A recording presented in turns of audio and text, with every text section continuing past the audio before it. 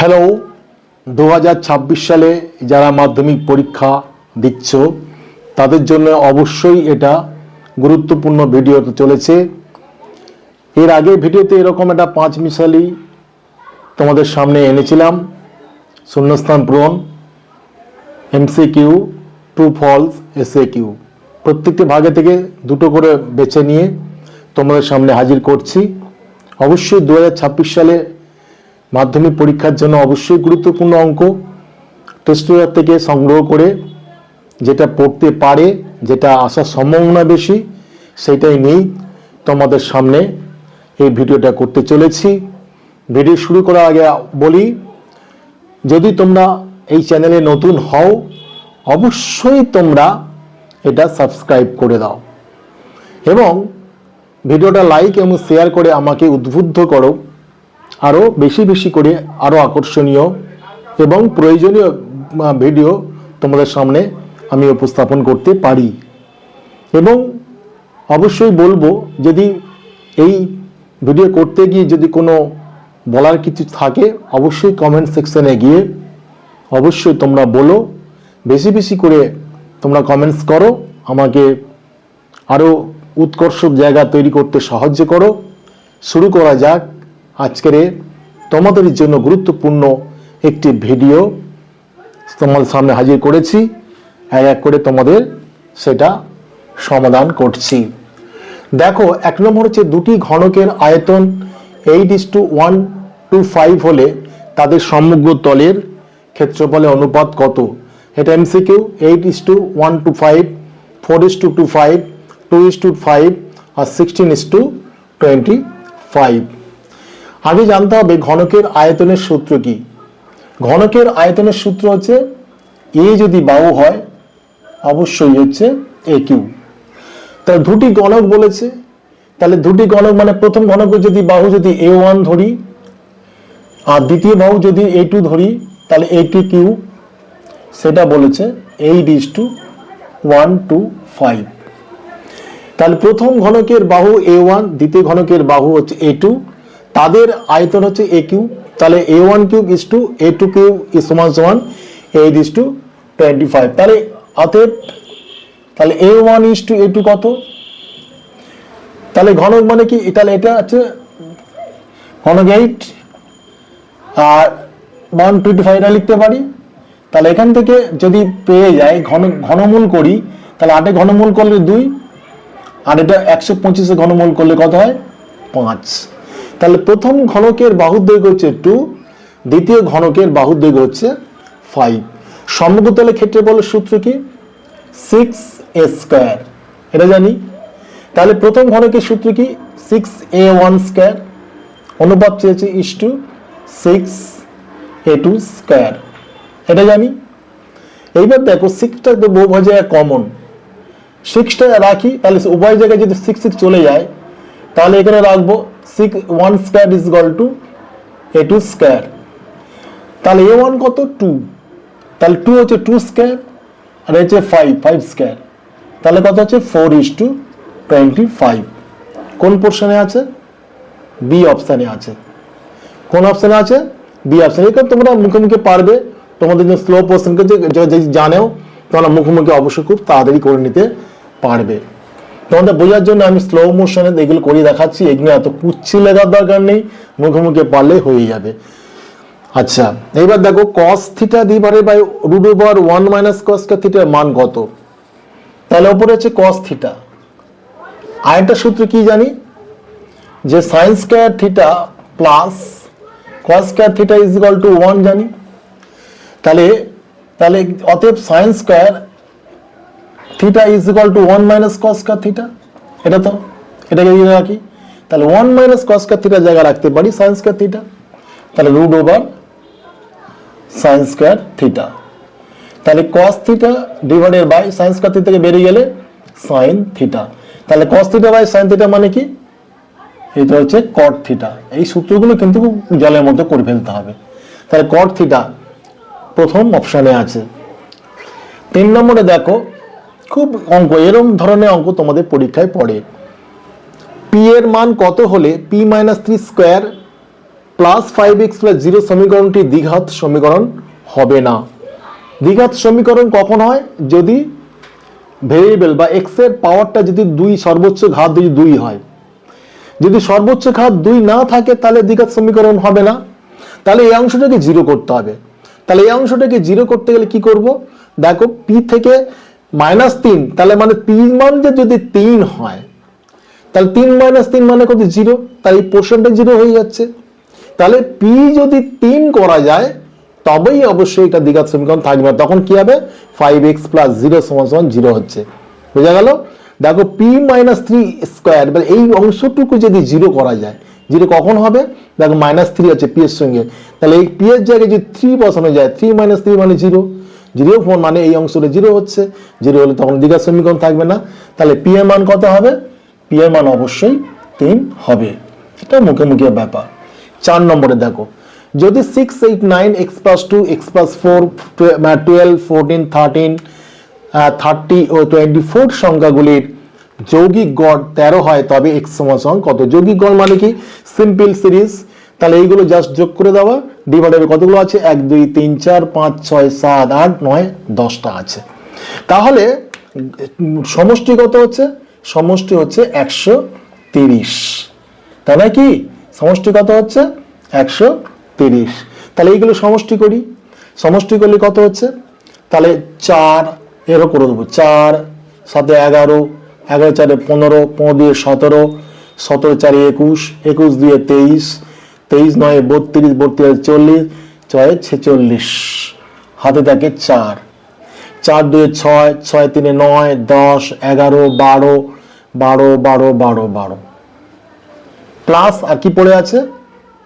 x plus x পড়ে আছে, তাই না? তাহলে সমষ্টি কি? এই সমষ্টি, আর এখানে গড় বলেছে 13, 10টা মানে সংখ্যার গড় হচ্ছে তোমার 13, সেই 10টা মোট হচ্ছে তো 130, এটা যোগ করলে 126 প্লাস 2x। তাহলে দেখো 2x সমান কত হচ্ছে? 130 থেকে 26 বাদ দিলে 4, বা x সমান কত হচ্ছে? 4/2 সমান 2। যত মুখে করতে পারবে ততই সময় তোমার বাঁচবে। তাহলে x এর মান কত হচ্ছে? 2। x এর মান কত হলো? 2। 5।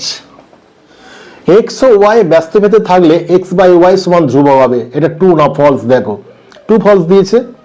তাহলে ব্যস্ত ভেদে আছে, তাহলে ব্যস্ত ভেদে মানে কি? x ভ্যারিজ অ্যাজ 1/y, এটা হয়। ব্যস্ত ভেদে থাকে মানে কি? পরেরটা উল্টে যাওয়া।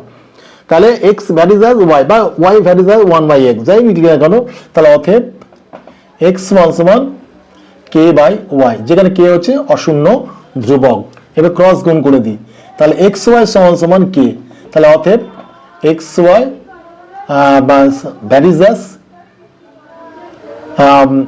ভ্যারিজাস কত করে? তাহলে xy তোমার xy সমান ধ্রুবক বলেছে, তাহলে xy এর গুণফলটাই কিন্তু ধ্রুবক। কে একটা ধ্রুবক, কিন্তু x/y সমান ধ্রুবক হবে বলেছে, কিন্তু না, x এর সঙ্গে y গুণফলটাই হচ্ছে ধ্রুবক। সুতরাং এটা হচ্ছে তোমার মিথ্যা। 6 নম্বর হচ্ছে, একটি গোলকের ব্যাসার্ধ দ্বিগুণ হলে গোলকটির আয়তন। গোলকের আয়তনের সূত্র কি? 4/3 পাই আর কিউ। এইটা, এই ব্যাসার্ধ যদি দুগুণ করা হয়, অর্থাৎ তাহলে ব্যাসার্ধ দুগুণ করছি, 4/3 পাই 2r, তার 2r এর হোল কিউব। তাহলে কত হচ্ছে?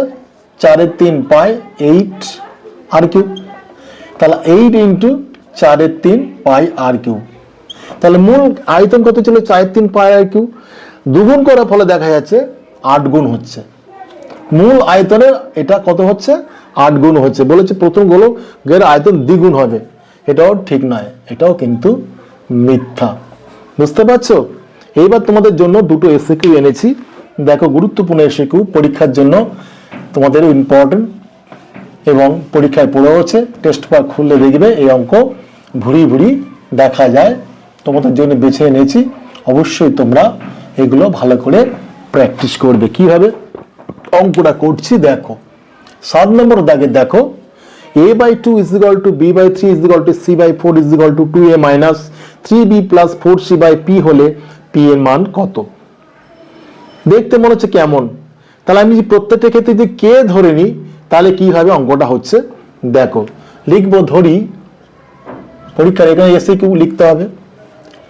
a/2 is equal to b/3 is equal to c/4 is equal to 2a minus 3b plus 4c divided by p is equal to k, যেখানে k হচ্ছে অশূন্য ধ্রুবক, লিখে নেব k সমান সমান অশূন্য ধ্রুবক। তাহলে অতএব a/2 is equal to k, তাহলে অতএব a is equal to 2k, তাহলে অনুরূপভাবে b is equal to 3k R c is equal to 4k।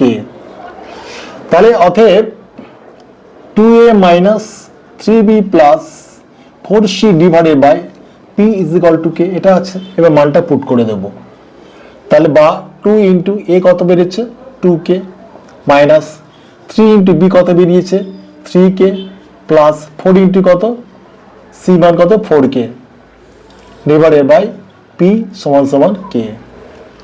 তাহলে বা 4k minus 9k plus 16k সমান সমান pk। তাহলে 16 আর 4 কত হয় 20, 20 থেকে 11 বাদ দিলে কত হচ্ছে 11k, 11k সমান সমান pk। উভয় দিকে কে কেটে গেলে p সমান সমান 11। তাহলে p এর মান কত হচ্ছে, p এর মান অবশ্যই 11 হচ্ছে।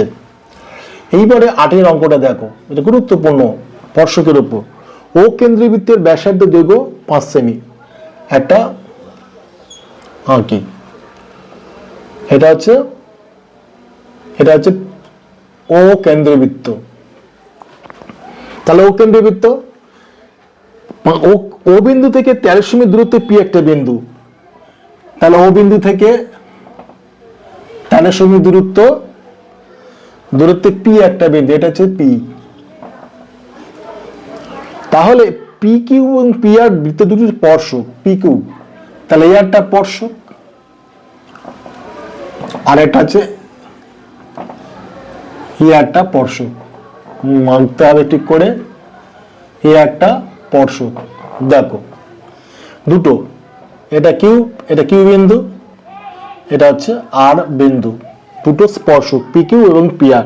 ব্যাসার্ধ বলেছে 5 সেমি, তাহলে এটা হচ্ছে ব্যাসার্ধ, এটা হচ্ছে ব্যাসার্ধ, তাহলে এটাও 5, এটাও 5। তাহলে ওপি হচ্ছে 13 সেমি, ওপি দৈর্ঘ্যটা বলেছে কত 13 সেমি। চেয়েছে কি পি কিউ ও আর, পি কিউ ও আর এই চতুর্ভুজটা ক্ষেত্রফলটা চেয়েছে। দেখো এখানে পি কিউ আর চতুর্ভুজের ক্ষেত্রফল বার করতে দুটো ত্রিভুজ পাচ্ছি, এখানে P O Q R P ও আর দুটো ত্রিভুজের ক্ষেত্রফল পাচ্ছি।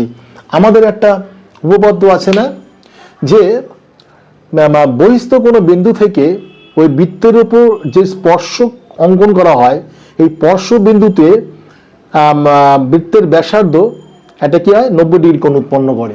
প্রমাণ আছে, তোমরা প্রমাণ করবে যে বহিস্থ কোনো বিন্দু থেকে বৃত্তের উপর কোনো স্পর্শক ওই স্পর্শ বিন্দুতে ওই বৃত্তের ব্যাসার্ধ কি হয় না 90 ডিগ্রি কোণ উৎপন্ন করে। তাহলে এইটা হচ্ছে 90 ডিগ্রি, এটা 90 ডিগ্রি, এটা যদি 90 ডিগ্রি হয় অবশ্যই এটাও 90 ডিগ্রি, বুঝতে পারছো? তাহলে এটা যদি 90 ডিগ্রি হয় তাহলে অবশ্যই ও পি কিউ ত্রিভুজের এটা সমকোণী ত্রিভুজ হয়ে যাচ্ছে। আর যেটা 90 ডিগ্রি তার বিপরীত বাহু অতিভুজ। তার পিথাগোরাসের উপপাদ্য অনুযায়ী কি হয় যে অতিভুজ স্কয়ার ইজ ইকুয়াল টু লম্ব স্কয়ার প্লাস ভূমি স্কয়ার। তাহলে এই দৈর্ঘ্যটা পেয়ে যাব, আর এই দৈর্ঘ্যটা মানে পাওয়া মানে এই দৈর্ঘ্যের সঙ্গে এই দৈর্ঘ্যের সমান হবে। কেননা হচ্ছে যদি দুই স্পর্শক মান এটাই প্রমাণ আছে যে বৃত্তের দুটি স্পর্শক তারা পরস্পরের সমান, এটা যদি যা হবে এটাও তাই হবে। এইবার এই চতুর্ভুজটা ক্ষেত্রফল বার করতে গেলে কি করতে হবে, এই ত্রিভুজের ক্ষেত্রফল এই ত্রিভুজের ক্ষেত্রফল, আবার ত্রিভুজের ক্ষেত্রফলের সূত্র কি হাফ ইন্টু ভূমি ইন্টু উচ্চতা। এখানে ভূমি কোণটা এটা পি কিউ আর উচ্চতা কত আছে ও কিউ। তাহলে এই দুটো হাফ ইন্টু ভূমি ইন্টু উচ্চতা সূত্র করে এখানে যেটা বেরোবে এই সূত্র ক্ষেত্রে তাই হবে, দুটো যোগ করলে হবে এই চতুর্ভুজের ক্ষেত্রফল। তাহলে এখানে কি লিখবো, এবার লেখার পর এইসব বলা আছে, এই আমি করলাম যে ও বিন্দু থেকে 13 সেমি দূরত্বে পি বিন্দু পি কিউ এর দুটি স্পর্শক হলে পি কিউ ও আর আমার চতুর্ভুজের ক্ষেত্রফল কত। তাহলে আমরা লিখব যে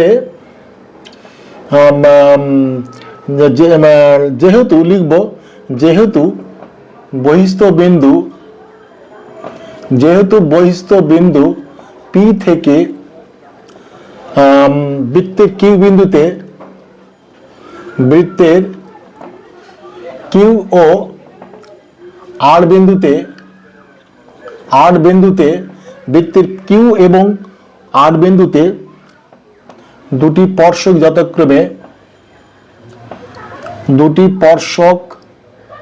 যথাক্রমে PQ ও PR। PQ আর PR, অতএব কিউ ও আর বিন্দুতে বৃত্তের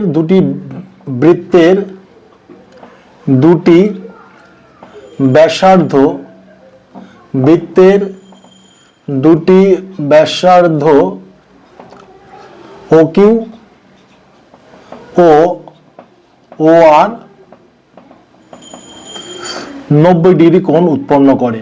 90 ডিগ্রি কোণ উৎপন্ন করে, এই কথাটা লিখে দেবে।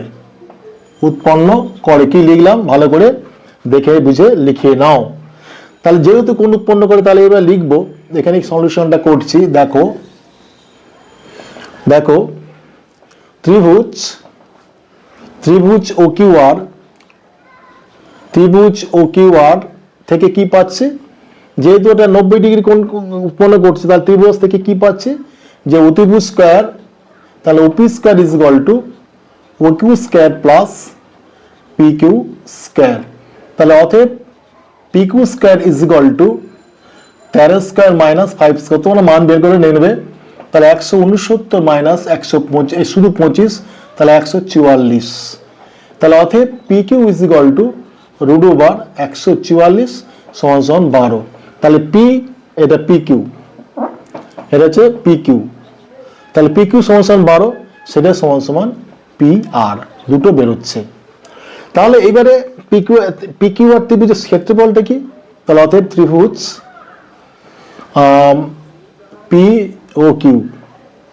OQR করতে পেলাম OQP, এটা OQP, আচ্ছা OQP, তাহলে OQP, তাহলে অতএব OQP ত্রিভুজের ক্ষেত্রফল কত হচ্ছে, হাফ ইন্টু ভূমি ইন্টু উচ্চতা, ভূমি কোণটা 13 বেরোলো, এই 12 বেরোলো, ইন্টু উচ্চতা কত হচ্ছে 5, তাহলে কত হচ্ছে 5 ছক 30 বর্গ সেমি। তাহলে এটা যদি 30 বর্গ সেমি বাকি ত্রিভুজের ক্ষেত্রফল, তাই এটা লিখবো 30 সমান OPR ত্রিভুজের ক্ষেত্রফল, এই দুটো সমান হচ্ছে। তাহলে এবার চতুর্ভুজের ক্ষেত্রফল চেয়েছে, তাহলে লিখবো অতএব চতুর্ভুজ PQOR এর ক্ষেত্রফল সমান কি হয়, এই ত্রিভুজের ক্ষেত্রফল দুটো ত্রিভুজের ক্ষেত্রফল 30 বেরিয়েছে, তাহলে 30 প্লাস 30 সমান 60 বর্গ সেমি। আশা করছি এই অঙ্কটা তোমরা বুঝে গেছো, গুরুত্বপূর্ণ অঙ্ক, পরীক্ষার সময় প্রায় পড়েছে, এই বছর তোমাদের ইম্পর্টেন্ট হয়েছে। আমি বেছে তোমাদের গুরুত্বপূর্ণ অঙ্ক এনেছি, আশা করছি তোমরা এই অঙ্কগুলো বুঝে গেছো, ভালো করে প্র্যাকটিস করবে। আগামী পরীক্ষাগুলো তোমাদের সাফল্য কামনা নিয়ে আজ এইখানে ভিডিওটা শেষ করছি।